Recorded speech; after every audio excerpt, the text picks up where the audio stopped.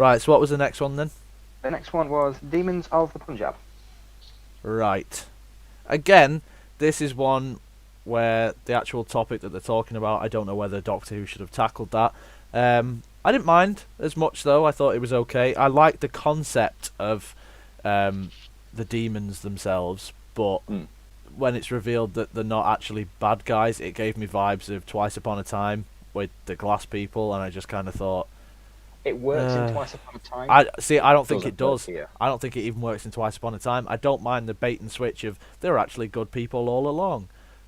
But I didn't feel like this was the episode to do it. It's like, especially when you're dealing with the dead as well, I think you have a really good concept there, and you could potentially make them incredibly scary. But it feels like they weren't brave enough to go just a bit further and say, yeah, they take the souls of the dead, or because of this partition and whatnot, you know, we take these people because they've been on this side or that side or whatever. I don't know what it is, but they should have made them villains, personally. Yeah. I remember I wasn't crazy about this episode at all. I thought this one was kind of forgettable too.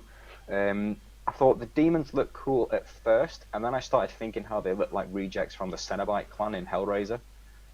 And then I've not seen that, but I'm sure you're right. Watch Hellraiser. Okay. And then, obviously, like you said, when it was revealed that they weren't villains after all, I was like, oh. Yeah. But when it started, I was really happy because they were finally doing something to develop Yaz, who's had nothing to do this whole season. We'll talk about, I know we'll probably talk about the companions afterwards in a bit, but Yaz didn't have anything to do in that. No. That did suck. But I'm glad that this one did decide to focus on her a bit. And it reminded me of, so it cast my mind way back to season 1, where Rose goes back in time to see her father. Yeah. It gave me that vibe where she wants to go back and see her grandmother because she wants to find out the story. It didn't have the same kind of emotional wallop that Father's Day had. No. Because that one took the time to really develop the relationship between Rose and her father, and there were a lot of great moments between them. But Yeah. you also had the Reapers that were flying around outside, and they were a constant threat in the episode. Like, their presence was always there. There was always that sense of urgency. Even in the quieter moments, it will just cut to a Reaper flying around and devouring someone outside. Yeah. There was always that tension of something just waiting outside the church. No, I know exactly what you mean. I think because, like we just said then, because the demons themselves, they weren't actually bad guys. It was almost like, again, it was just like the Doctor and everyone was just there for the ride and not because they needed to be there. And that's kind of the frustrating thing with a lot of this series, is it does feel like the threat levels weren't as high as they could have been. The stakes aren't as high as they could have been. Oh, the stakes are pretty much at an all-time low. Yeah, I mean, that's not just for this one, this is for all of them. Like you said, I don't know what it is. I think because Yaz was, at this point, the least interesting of the companions. Which is a shame. For her to suddenly have an episode where it's just like, try to get to know her a bit more. Because we're not as invested in Yaz as we should be at this point, this episode doesn't hold the weight that it should have done. Yeah, I'll agree with that. It didn't, like I say, there wasn't that emotional wallop where I was all too invested. No. I was kind of bored. Yeah. I didn't like the fact that they changed the theme at the end either. I mean, I understand why they did it, and I mean the same with Rosa as well. Just stick with the Doctor Who theme. I understand what you're trying to do, but just stick to the theme. Yeah. I think if the demons played a more pivotal role in it, it's kind of coming back to the whole Rosa thing. You can't have, at the same time, you can't have the villains taking up too much of the plot. That's the problem. It's a historical thing, so that does come back to you saying, should it have tackled it in the first place? Yeah, exactly. And I think if you are going to tackle issues like that, you can do it in a more Doctor Who-y way. Like I said before with the whole racism thing, Remembrance of the Daleks deals with that, but it's so subtly done that it's still a Doctor Who story. But with these episodes, a lot of the time it does feel like that they're just sort of showing us what happened and the Doctor's there. Yeah. Whereas the Doctor needs to be interfering with stuff. The Doctor needs to be the reason why certain things happen. The Doctor needs to be the one that is the catalyst for a lot of this stuff. Or even if it's not the Doctor, maybe the companion. Yeah. It was definitely missing that. There are some nice moments in there, for sure. But it's the same as the last two. It's not exactly memorable for me. No. Okay, so, Kablam. Best episode of the series. Real? Oh, okay. Interesting. All right, I'll let you lead with this one. It's the one for me that feels the most like a Doctor Who story. Yeah. Right I'll from the agree with beginning. It's not just the Doctor and whoever land, it's the Doctor is called somewhere. Well, not necessarily called there, she gets the package, obviously, with the fez. I didn't Yeah, really I like that love scene. that. I didn't really Oh, like what is it. that? No. Oh no, I love a good reference to 11th Doctor. Well, I did he's your like favourite Doctor, isn't he? But that. Yeah, but no. I just love the excitement in it. Which is like, oh, it's the Kablam man. I did like that. To be fair, that's one of another nice moment for it there. No, I didn't really like it because it shows you straight away that Kablam are just shit because that was 2 regenerations ago. That awful postal service. Well, obviously, they are. That's kind of the point of the episode, so I've kind of nullified my own argument there. But anyway, no, this story really felt like a Doctor Who story. You've got those robots, which very much a Doctor Who design. However, It reminds me a lot of the Beast Below. Yeah, the Smilers. Beast Below vibes. Yeah. I was just about to say it definitely reminded me of that. The robots are cool. I like the fact that, like I say, it's not just the Doctor and whoever just land randomly. They, had to go there and they're investigating, and that's what I like. Yeah, They're questioning people and they're going undercover. They're becoming members of Kablam and this sort of thing, and they're sort of unraveling the mystery of what's actually going on as we go. It didn't just feel like. It felt like, for a change, the series let you do some of the work and you're sort of figuring stuff out with everybody, as opposed to it just spoon feeding you everything. And I did appreciate that. I think in terms of a general episode of Doctor Who, I think even though this is the best one of the series, I still think this would be like a mid-tier story in any other series. But I don't know, it just really stood out to me. A lot of people said that they could see the Cybermen being in this. No, I can't either. No, Kind of, but no. I mean, I'd love the Cybermen to be in any Doctor Who story. Actually, no, I say that because I hate Nightmare in Silver and Closing Time. But anyway, no. It was a fun story. I really liked. I mean, Lee Mack's in it, and I love Lee Mack, even though he's in it for like 5 minutes.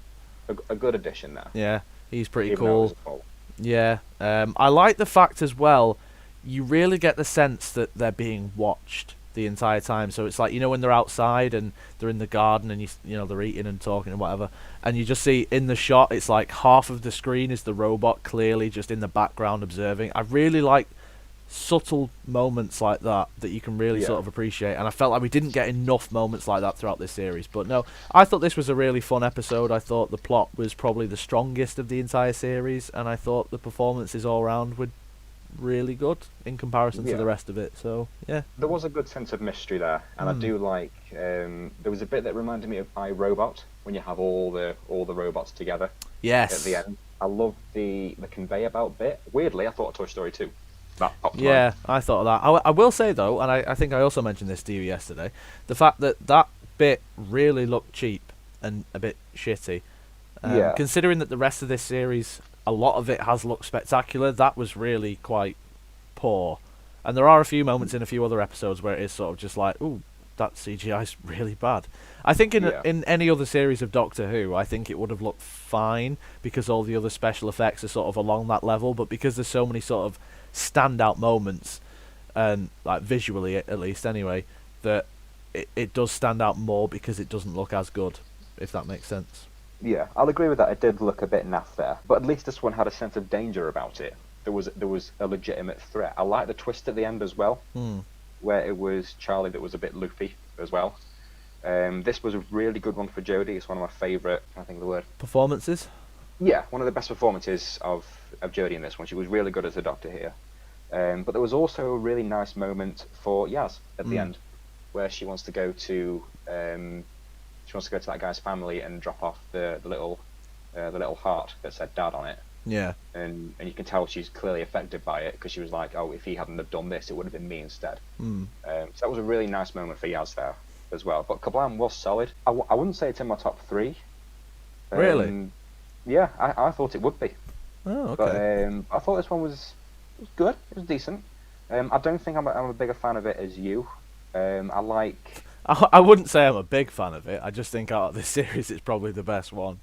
Yeah. It's still only good, like though. a 6. Yeah, that was what I've rated it, a 6. It is good. There are plenty of things to enjoy in it. Not the most memorable of stories, but it was fine. This one really did feel like just a fun romp throughout, and I think that's why I appreciate it. It wasn't like there was any sort of underlying message or politics in it. It was just sort of like, this is a Doctor Who story. Yeah. I'll agree with that. Yeah, so that was cool. It's sound. It's fine. So the next one was Witchfinders. So this is where it gets interesting for me. Does it? So I really like the Witchfinders. Really? Yeah. I knew you were going to say that. Wow. I do think this has Jodie's best performance of the series. I honestly think it's some of her weaker stuff. Okay. Interesting. Because I love stories about witchcraft Yeah. and possession. I love anything like that. So as soon as it opened with that woman about to be plunged into the water there, and the woman was like, "Oh, if she survives, she's a witch. If not, I just love stories about witchcraft." This one did keep me interested throughout the whole episode. I loved the look of the possessed dead people. Yeah, they did look cool. Of things from like Ringu or Ju-on or like Japanese horror monsters. They just looked fantastic, and they were really creepy as well. Like this season has been lacking any form of creepiness until we got to this bit. I like the tree vines as well. The way that they Yeah. sort of wriggle and Very Evil Dead. Yeah. Especially, maybe not so much like old Evil Dead, but in terms of the new one, I do get certain vibes from that. Or even Jumanji as well, actually. Yeah, possibly. I found it weird how when they were talking about Satan, there was no reference to the Satan pit. Because the Doctor could have said, "Oh, I met Satan," and just, had a bit of a wisecrack about that. Possibly. No reference Yeah, there. that would have worked a lot better than some of the others. Yeah. I love Graham referencing Tarantino at the end. Perfect. Love anything like that. Even though it's, only a little bit. I thought the Morax looked a bit naff after her, like, transformation. They kind of reminded me almost of that one from, what's the name of the story now? Capaldi one last year. Knock Knock. Kind of gave me a vibe of that, like the wooden woman. Yeah, no, the design was alright for that. What did you think of Alan Cumming in this? Not too keen on him, personally. A lot of people really like him, but I think he's definitely very camp and over the top, but I think that's very part pantomime. of what he's trying to do. But yeah, no, I think in places I thought he was quite funny and charming, but in other places I thought, right, you're actually proper fucking irritating me now. I did think it was kind of anticlimactic at the end. It was resolved too quickly, but for me this episode was definitely one of the strongest. Kept me interested, creepy vibe to it. Love anything like that. Jodie was great. It was a really fun episode for me. The Witchfinders. Oh, let me just consult my... Yep, top 3 for me, definitely.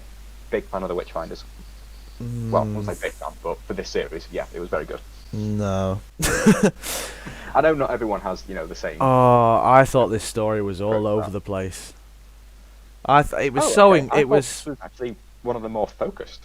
No, I thought there's so many little plot holes throughout this story. So I'll give you an example, right? There's one bit where I think it's just before they go into the castle or wherever it is, and Yaz is just like, right, I'm gonna go and find that girl. Isn't it after her grandmother, I think, is dunked in the river? Yeah. So she's like, I'm gonna go and find this girl. So in a time where it's obviously very dangerous for women in particular because they could be accused of being witches, they're just going to let Yaz wander off in a place that she doesn't know whatsoever, and they're fine with that. Like, I found that weirdly hilarious how she's the most underutilized companion, and the Doctor's like, yeah, me, Ryan, and Graham will go here. Yaz, you just go over there on your own. Yeah, exactly. And it's just sort of like, the Doctor wouldn't just... Let someone wander. No! The Doctor's always saying, don't wander off. And then, obviously, they go against the Doctor, and they do, but the Doctor should just be like, alright, see you in a bit then. Or, whatever. It's just like... What are you doing? And it's like there's a moment as well. I didn't notice this until this week when I was rewatching it. The acting in this is appalling in certain places. That same girl that I'm on about. Yeah. That same girl that I'm on about. There is a scene with her where she's talking to someone and it's supposed to be a threatening moment and she's sort of standing her ground and whatnot, and she's fucking smiling. And it's just so bizarre to watch. It's like... That was the best take, really. I think, and then there's the bit as well with the guy where I think is it King James that says to him like, "Oh, fire," and he walks towards the thing. Just shoot the gun, like, and obviously he gets thrown on his ass and whatnot. And it's just like, well, yeah, because it's a gun. It's not like a knife where you have to get close. Just shoot the fucking thing. And then of course there's the whole thing with the Doctor being accused of a witch. Funny that's because you've essentially got a magic wand that you're waving about everywhere. You have a knowledge of stuff that most people don't. You look totally different, and you're an outsider. Gee, I wonder why people might think you're a witch. That's actually one of my only problems with it. Not the fact that they accuse her of being a witch. It's how she gets out of the predicament. Oh, She's chained to that thing, and then, she goes under, they bring it up, and she's gone, and she's like, oh, funny that, I'm good at getting out of chains. You look at her and go, how, though? Yeah, well, they'd probably come up with some reference just like, I am Houdini. That bit didn't work for me. No. Other than that, though, I did enjoy this one. No, I just thought it was all over the place, like I say, and there's so many little things like that they build up, and I think the real thing that gets me, and it's like I was saying before about Jodie being, like an authority, it's when she says, go back to where you came from, please. I didn't feel... There's not a big sense of authority there. No, and I just imagine other doctors in these situations, and I just think that they would have dealt with it better. And again, this isn't a gender thing before anybody says anything. I just feel like Jodie really just sort of lacks that bite that the Doctor sort of needs. And it's moments like that that really sort of emphasise how... Yeah. I mean, at the quirky, weird stuff, yeah, she's great. But I think at everything else, she really lacks somewhat. I think there will be time to develop that. Hopefully they will. That's the one kind of criticism I do have towards Jodie's portrayal of the Doctor, and I just want to get into this for a little bit. Okay. I was speaking with a colleague at work about this, and she has a lot of the same opinions that I do about this. I'm just going from what she's told me here. Okay. She said there was an interview with Jodie Whittaker where she says that she wanted to portray the Doctor in a certain way, but she was told otherwise. They were like, no, we want you to portray it like this.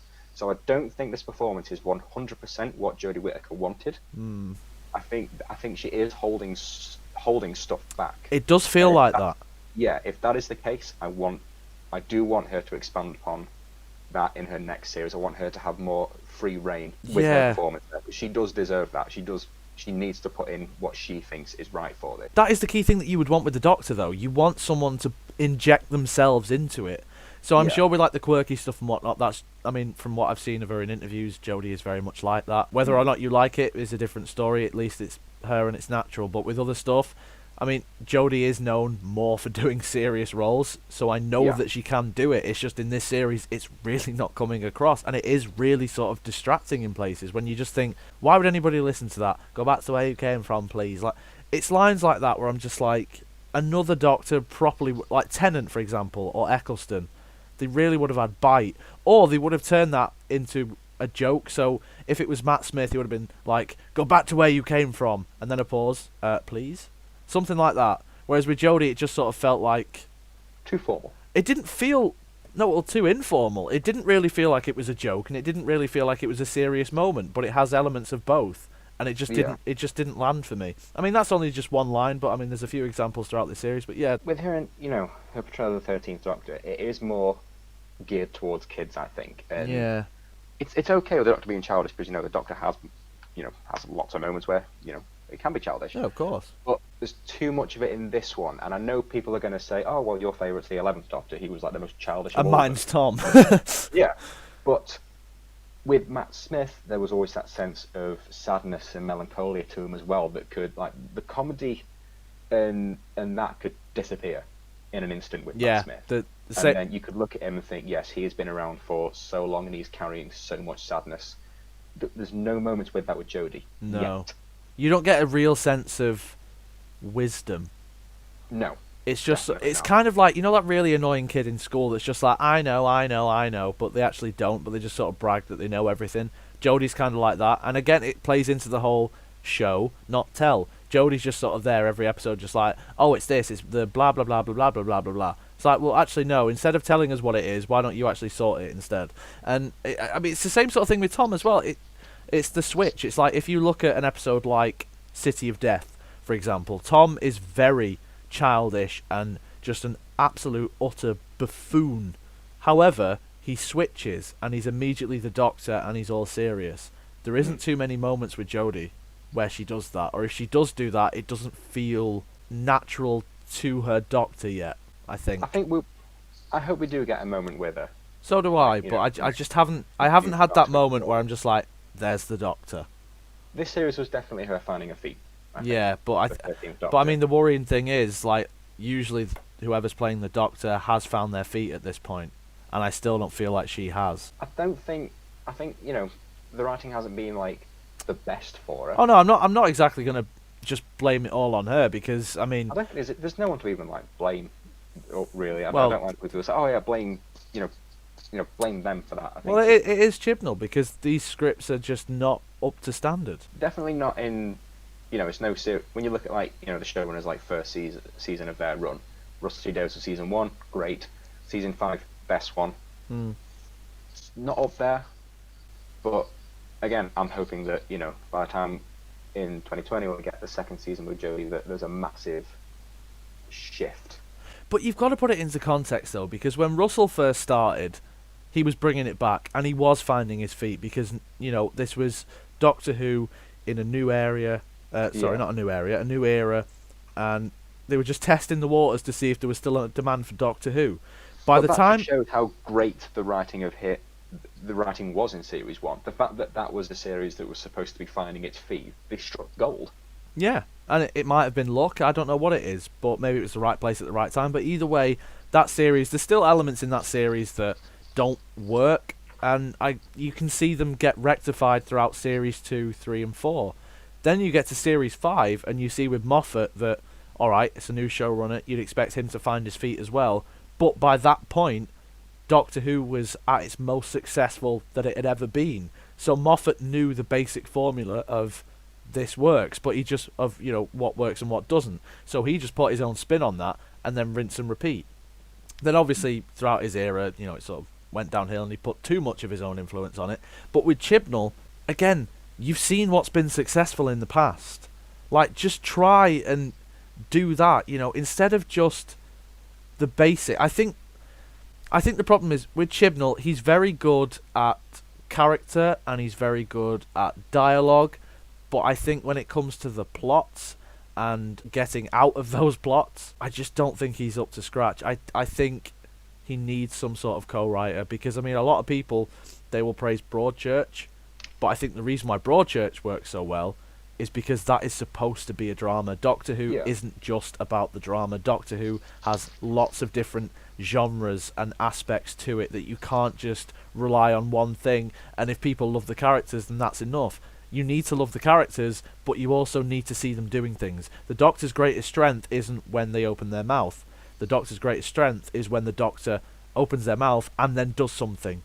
And I don't think you get that. And I don't think Chibnall gets that either. It's like he is a solid writer. Like his stuff I prefer his stuff on Torchwood. Torchwood, yeah.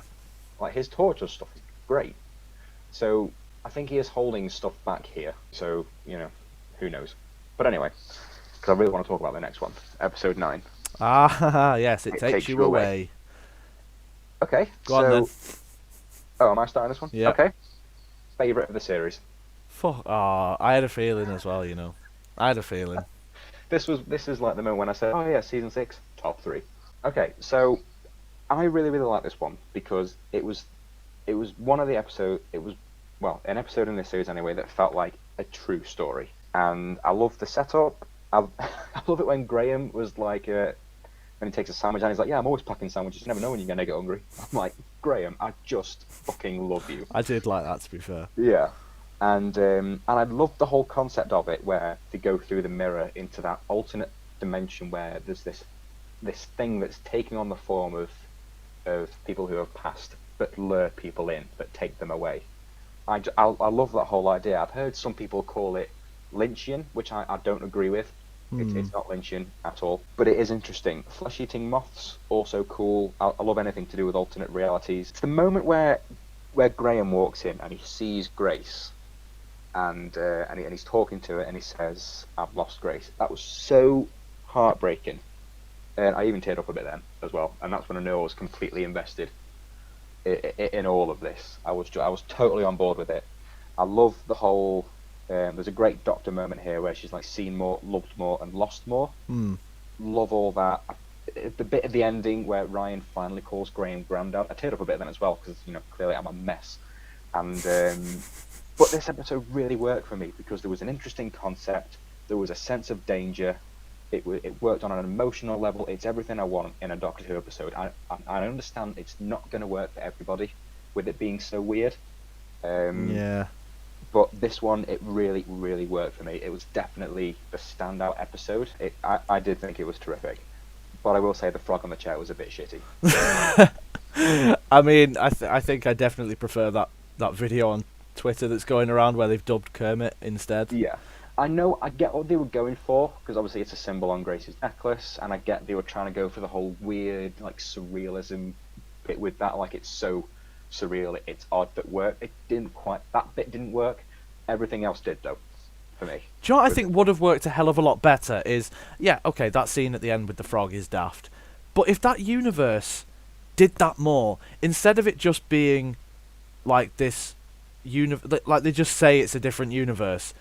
I mean, I think they changed the partings of people's hair to show that they're in a different universe, but if they showed us more weird stuff, I think that would have worked a hell of a lot better, because, again, it's sort of tell, not show. This episode, more so than ever, needed to have more of that weird stuff, instead of the Doctor just saying, or whoever saying, that that's what this universe does. I thought the troll guy was weird, because he was just there like, oh, I'm not going to tell you what you need to know, and then he just does.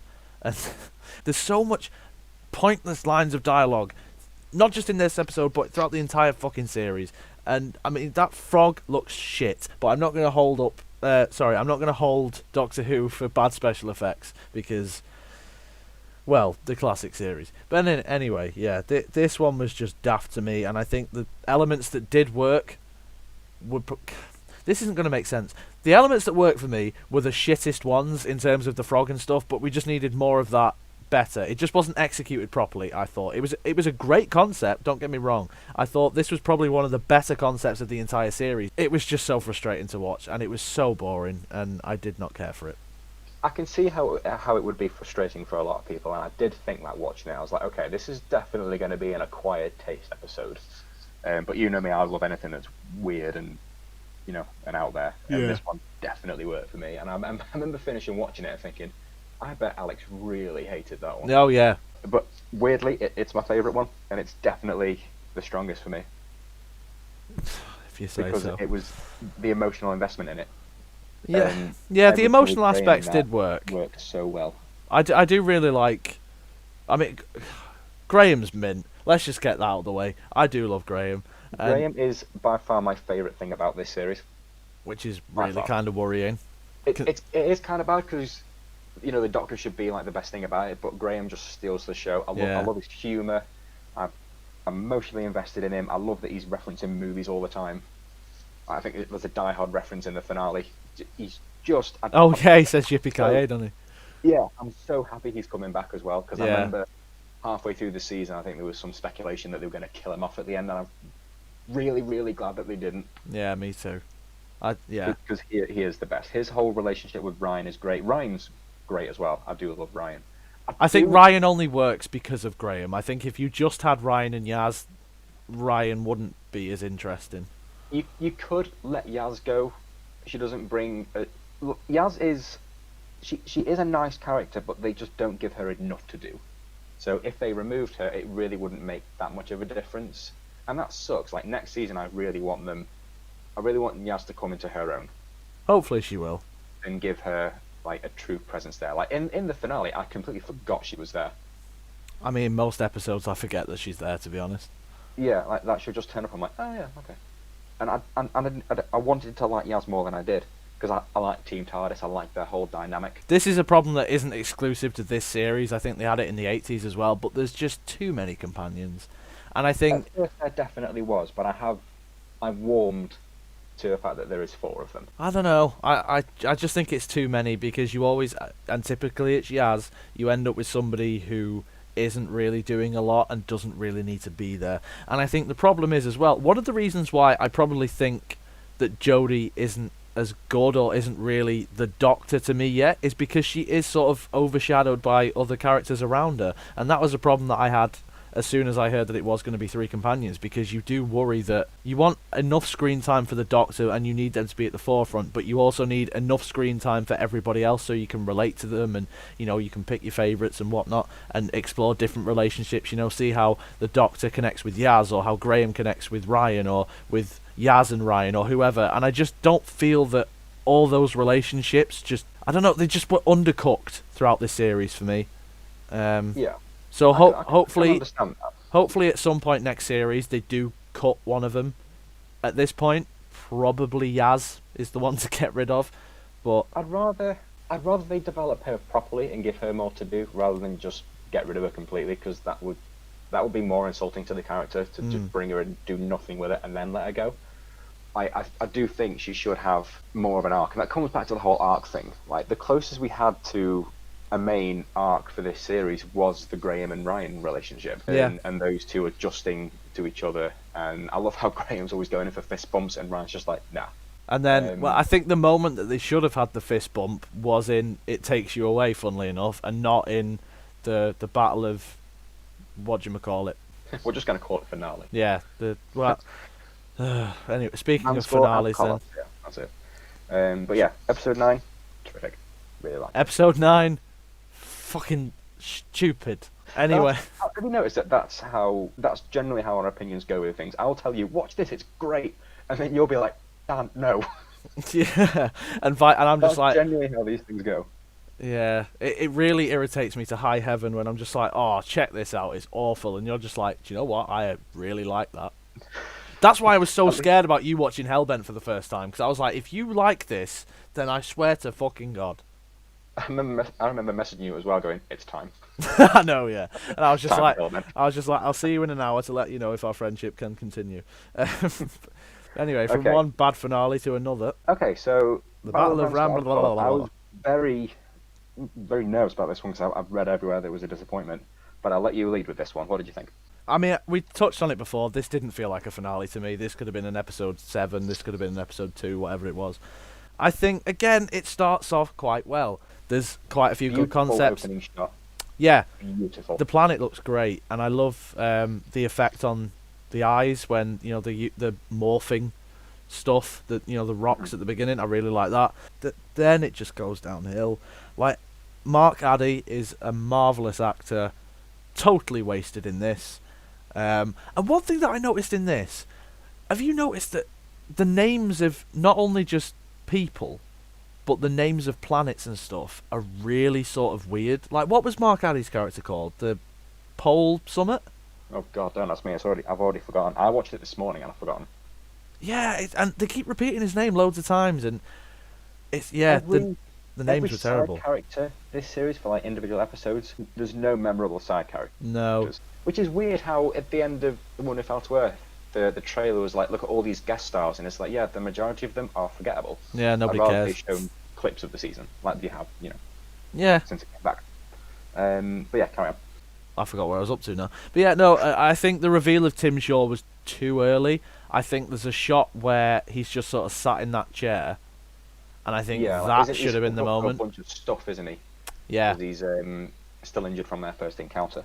And again, another case of tell, not show. We've got that bit where they say, oh, this is what happens to victims of Tim Shaw or whatever it was. And then you just see everybody look at this screen and go, oh, just show us what he does. We could have had some like great flashbacks. Yeah, and another thing that doesn't make sense, 3,407 years it was later. I think Doctor Who as a whole needs to stop doing that. It's like when you have a time machine. It's like just a ridiculous amount of time will pass between things. It's like in Heaven Sent. Like, how long was the Doctor trapped in that thing for? It's 4 billion years. Yeah, it's like, come on, it's just a bit ridiculous. I know, he should have died in that time. But no, and it's like that guy that was held captive. It's just like, you haven't done anything for 3,000 years. Like, I get you've got powers and everything, but surely you would have aged a bit, or you'd be dead, or so that really sort of took me out of the episode. And I just think, again, it was just another meandering episode, people running around talking. Those robots make an appearance again, don't they, from episode 2? Yeah. They're shit. They are awful. The design's cool, but it's just like they're supposed to be some of the, the deadliest robots in the universe. And I hate stuff like that. And this series does it a lot where it's like, this is the worst thing in the universe. This is the deadliest thing in the universe. And then they show you exactly why that is just not the case. So that's why it comes across like the Doctor's bullshitting, because it's just like, oh, these are the most, what was it in episode 2? It's just like they're tracking our path. And then it's just like, yeah, they can't shoot you for shit. Like, they're worse than stormtroopers. Yeah. It's like I think even the Kablam guys, I think they're like more more menacing. Yeah, Did you exactly. notice, actually, just a quick little side note, their hands look like the silences, like the hands of the silence. Does he? Yeah, they reminded me of the silence. Like if you give it like a quick Google, they reminded me of their hands were like the silence. Okay. No, I I don't didn't know if notice. No. anyone else noticed that, but I No, that's just cool. noticed it. But Anyway. yeah, coming back again. Okay, I do agree with you in the fact that it does not feel like a finale at all. It could have easily been an episode 6 or 7. I enjoyed it for what it was. I don't like that they brought Tim Shaw back. No. I think is when we touched upon the fact that he's fine for a villain of an opening episode to pave way for more menacing ones. He's not exactly the kind of villain you bring back for a finale. It's No. kind of like, imagine at the end of season 4 where it's building up to it and it's like suddenly it's the adipose. Yeah. You'd just be like, wouldn't work. No. So I thought it was cool that he was like, he was still injured, he was like hooked up to all that stuff. But what I thought would have been really, really great is if they had, when the episodes start and they're like, oh my god, it's him. Is it really Tim Shaw or is it another one of his race? It would have been really good if it was like, if they set it up like, yes, it's Tim Shaw. He's back. He's gonna get revenge, and then you find out he's not the main villain because they often refer to him as the creator. But imagine how cool it would have been if they kill off Tim Shaw at the end of the first act, and then you see the true creator. Yeah, and it's like this. It's just something else that's so menacing and so powerful. He's just like a henchman or something. Yeah, that just wastes Tim Shaw like early on, just to end. It's kind of like how Thanos wipes out Loki at the beginning of Infinity War. Yeah, that Paved way could have for the worked. True big bad. It would have been so good if they did that, but they didn't. I thought that was a missed opportunity. Graham talking about killing him was really interesting because that was actually going in a direction where I thought, okay, this is somewhat different for Graham here. Again, Graham's taking all of the key development here. But I like the fact that he didn't kill Tim Shaw at the end as well. I know some people have said it would have been really interesting if he did kill him, but then didn't tell the Doctor, which would have been. But I did like how he's like, no, I'm the better man, and he just shoots him in the foot. Yeah. But at the same time, it's a really poor way for the villain to go out. Like Just it was, yeah, very anticlimactic. Just shoots him in the foot, and that's it. Like they hype them up as being this like mega hunter, and then Graham just takes him down easily. It was very That sort of was slapstick, I thought. Yeah, and that's why I think they should have had a bigger villain that kills Tim Shaw early on, so they'd have like a proper threat. Plot twist. Graham is the villain, the overarching villain of the series. Imagine, with his sandwiches. Doctor, I hear you're lactose intolerant. Well, I've made you a cheese sandwich. I'd pay to see that. That would, yeah. A cheese sandwich is like- the biggest bad of the series. That would have summed everything up. It's better than demonic rags, isn't it? Probably, yes. I do like the punishment that they give him at the end. They give him like a life sentence, and I love how they both say, just keep this one word on your mind, Grace. Great moment, love that. Yeah, I did. And like I love that. it when the Doctor says to Graham at the end, "You're the strongest person I know." I love that, and I think their dynamic's going to end up being the strongest one. Probably. By the end of it. So yeah, it's not quite the grand finale that I wanted. It's definitely no parting of the ways or Journey's End or Big Bang, nothing like that. Because it didn't lead anywhere. No, it didn't feel like the stakes in this one were any higher than in any other episode. Yeah, I can. And yeah, that's especially with him there when he's yanking all the tubes out of him. It's like, okay, he's in business, great. Just shoot him in the ankle, mate. Sorry. I mean, episode 1, he was very much the Predator, but I think in this last one, they were trying to kind of hint like Darth Vader vibes, and it just Didn't pales work. in comparison. No, like Yeah. like that shot that I said where you see him and he is sort of sat down in that place with all the tubes and whatnot. It was very Star Wars, that I thought, but Yeah, definitely. you can see what they're trying to do, but it doesn't work with what they've got. And that's kind of, again, a common thread throughout this series. Like, I think they've overestimated what they've got. The villains, especially, have been so poor. And people say, we want the Daleks back. Thing. Yeah, and people say, we want the Daleks back. We want the Cybermen back. You put the Daleks or Cybermen in any of these stories, the stories are no better. Like, it's how you write the villains. It's not what the villains are or who the villains are. Like, it was just, like, you look at every other series, and yes, each series did have a returning villain, either from the classic era or from a previous new series. But you also had a standout villain. So in series 1, that's very much the Daleks series. However, you've also got the Empty Child. Series 2, the Cybermen come back and the Daleks come back. But then again, you have the Ood. Yes, you've got the Ood and you've got the Beast. Exactly. Yeah. Series 3, you've got the Master coming back. But then you've also got the Family of Blood, etc., etc. This series, I can't see any of these villains coming back. I don't think any of them should. There wasn't. There definitely was not a great roundup. Like my biggest criticism about this series was the lack of interesting villains, the lack of a season arc, and clunky writing and plot lines. Yeah. But yeah, I thought the end was fine. I really liked Jodie's last line, and I think I wrote it down here as well because I wanted to quote it. I did. Yeah, I know which one you mean. Which is like, the universe will surprise you. She smiles and she gets in the TARDIS. By that point, I was like, yeah, I do like the 13th Doctor. There's a lot of work to be done.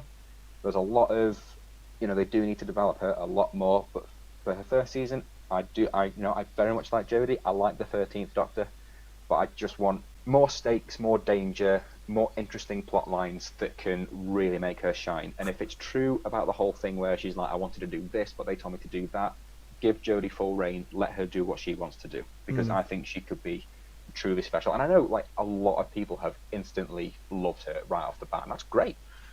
I don't see it though. I'm not 100% there yet, but I do like her, and she is showing, great promise. I'm looking forward to the New Year's Day one.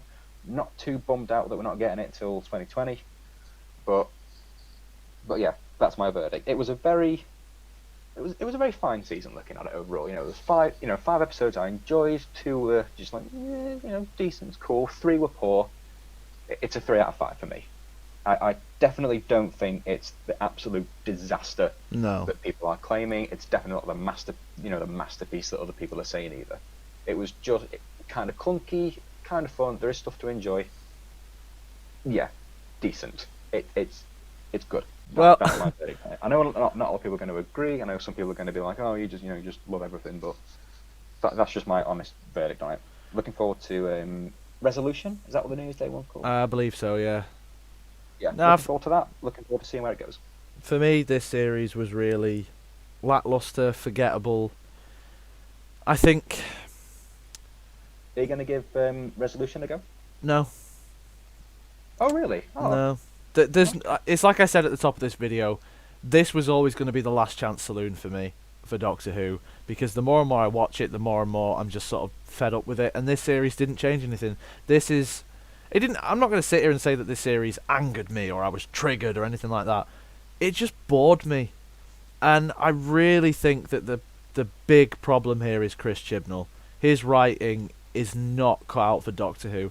I was hoping that what we'd have is a reverse Moffat syndrome, and I'll explain what I mean by that. So, I think we touched on it before in a different podcast where I said that Moffat was great as a writer before, but then when he took over as showrunner, I think the direction of the show really took a nosedive. I was hoping that Chibnall, whilst not the best writer on the show previously, might be a good showrunner because he's done that before with Broadchurch. This for me shows that he doesn't have a full understanding of science fiction or Doctor Who. No, he's definitely more rooted in drama, like we've touched on. Yeah, and I think that's the real problem. Jodie's got potential, but there's episodes where she's either in the background and not really doing much, or she's irritating with some of the lines that she's coming out of. Some of her delivery, I think, was quite awkward in places. And look, I'm not going to pretend that this is a problem exclusive to her Doctor. Yeah, it's not exclusive to her Doctor. A lot of the Doctors have done that, but with her it was more noticeable. Like I said before, I think she lacks authority in certain places. The companions, like we said, too many of them. The villains were crap. And this series did nothing for me. This is a series of Doctor Who where I've watched it, and I can't... Giving it a fair chance. Yeah, I gave it a fair crack of the whip. I know I had my doubts before, and I can't necessarily say that, well, I was right, because I don't think that I was. It was just sort of... I went into this series with low expectations, and I don't even think they were met, to be honest. Yeah. Like, I was waiting for at least... Every series, there's at least one episode where it's just like, you know what, that was a good episode in a bad series. So, Series 9 is a prime example. The Heaven Sent and then the Flood two-parter. Everything else, I can take it or leave it. Preferably leave it. With this series, the best episode, in my opinion, is Kablam. And even to me, that's just a middle-of-the-road episode. Yeah. So there's just nothing here for me. I can see how a lot of people, how it wouldn't, appeal to a lot of people. I can see why some people are like, oh, it's not for me, because coming back to the whole, it feels more like a spin-off thing. I do think it will come into its own. For me, like the last 3 episodes, that's when I was like starting to get into it, and then it was over. So I do think it will pick up, and I am interested to see where it goes. But please bring back the season arcs and give us an interesting story. Like the most interesting season arc is still season 6 for me. It just is. Everything with the astronaut, River Song, everything. It was so complex and it was so brilliant. Bring us back the intrigue and the mystery, and I think build to something as well. Yeah, and build to something huge. And I think there could be something really special here. So I'm going to carry on with it. I'm going to see where it goes. But do you think Chibnall can actually do a series arc? Because it's like we've touched upon then the fact that the actual plots themselves, I honestly believe that the weakest stories this series were written by Chris Chibnall. So would you trust him to do a series arc on top of that? One of my favourite things that he wrote for Torchwood was the finale of season 1. Yeah, with, I forgot he wrote that. I always thought it was Russell. No, with Abaddon. That is a perfect season finale. I think if he, I don't know if this is him saying, oh, I don't want to do the arcs or what, but I think he should, and I'd be interested to see what he comes up with.